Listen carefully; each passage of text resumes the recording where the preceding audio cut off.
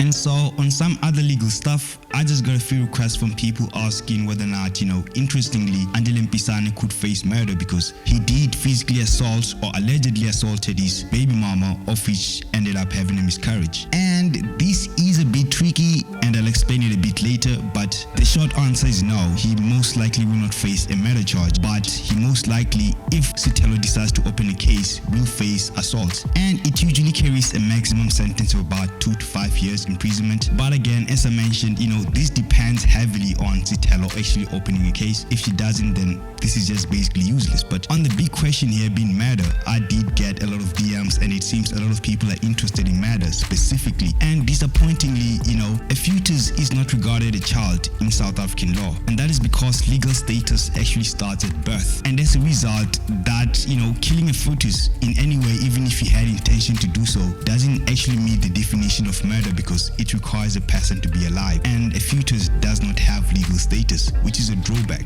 But basically, in the case of the state versus Mashumpa in 2007, the court held that killing an unborn child is not murder because there is no prospective declaration to extend the current definition or application of murder to include such killing made. And they recommended that legislation, would be better suited to reform law in that regard if considered necessary. So in a way, they're saying that maybe from a human perspective, people can see it as murder, but legally it isn't. And therefore, the definition of murder needed to be extended, of which it hasn't been, which is, actually quite disappointing because countries like the United States of America have what we call the Unborn Victims of Violence Act of 2004, which in a way will recognize a fetus as a legal victim if they're injured or killed during, the commission of any of those 60 listed federal crimes of violence. And South Africa does have something that we call the mosquito fiction, which applies to an unborn child, maybe, in ways that would benefit the child, such as an inheritance. Maybe the father died while the child was still,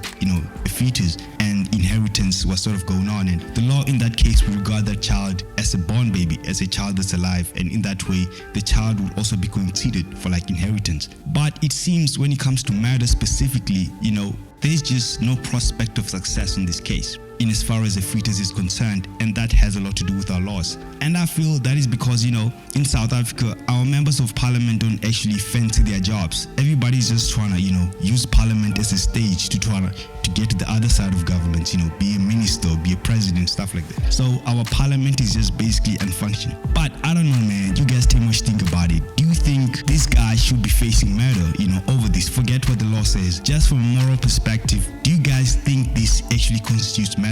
Like having, an attack on the mother of your child, knowing the fact that she was pregnant with another child. Do you guys feel like that should be counted as murder? I don't know. You guys too much think about it. Comment down below, like the video, give a thumbs up, and please do not forget to subscribe for more updates on your favorite celebrities.